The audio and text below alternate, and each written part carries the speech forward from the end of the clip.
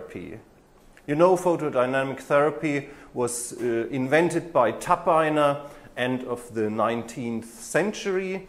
He found out that if you take a certain substance, it sensitizes the tissue for even long-waved light, like infrared light, and the skin would react exactly the same as it would if you put it into ultraviolet light.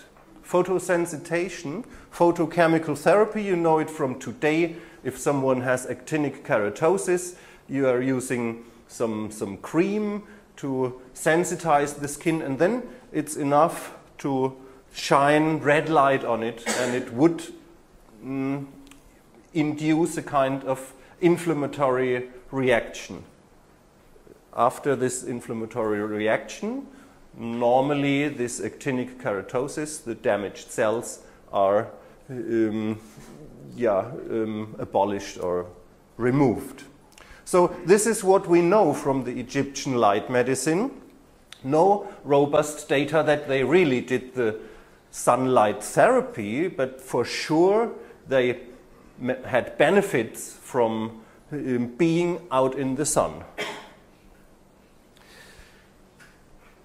Now let's come to the heliotherapy, where we definitely know that Greek physicians used sunlight not only for preventive or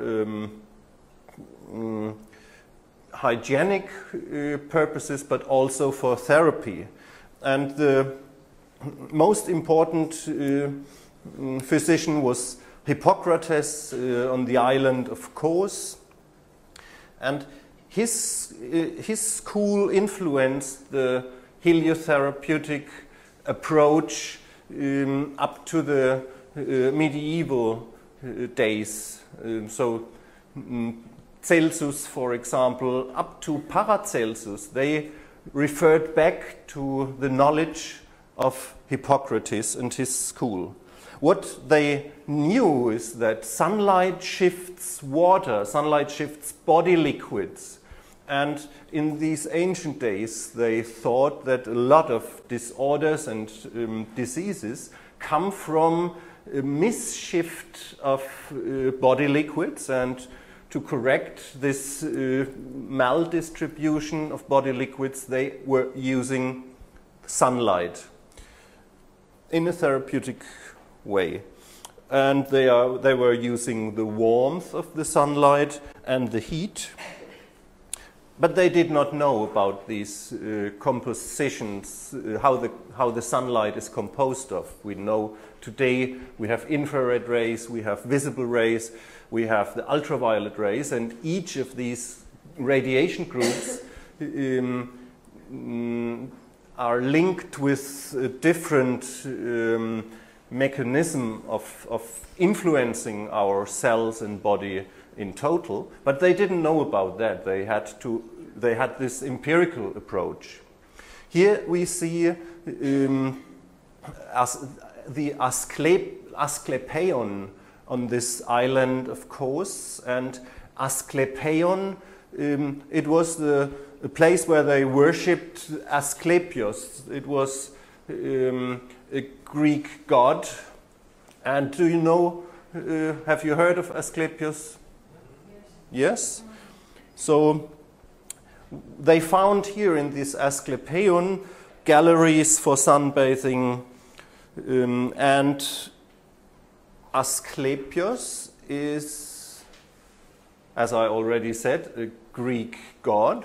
He is the son of Apollon, and Apollon is the god of light. And Asklepios is the god of medicine and healing.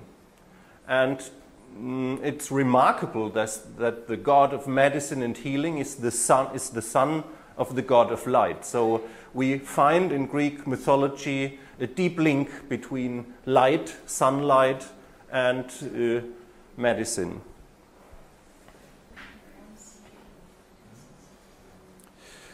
So here you find a short list of indications for heliotherapy in these ancient days. shifting of body liquids, cauterization, that means burning of tumors using quartz crystal lenses, by the way, so also the ultraviolet part of the spectrum could pass through the lens.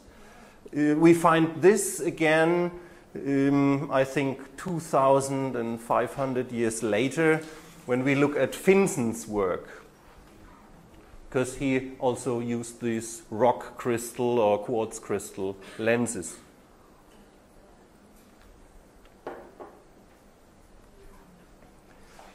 Metabolic disorders, obesity, strengthening the bones, preventing rickets, these were indications for heliotherapy in ancient times.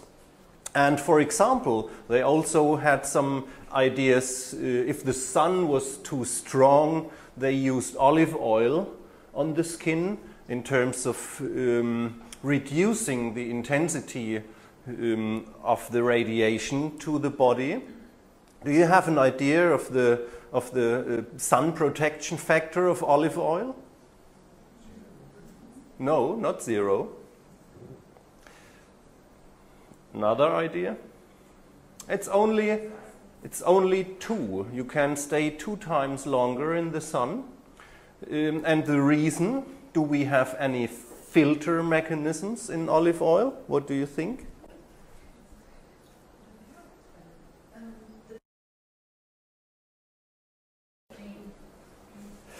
Yeah, but the reason, the scientific reason for using olive oil is the same reason why the body starts sweating. If the skin is covered with a layer of liquid, you find a kind of reflection. And the olive oil reflects half of the radiation back from the body.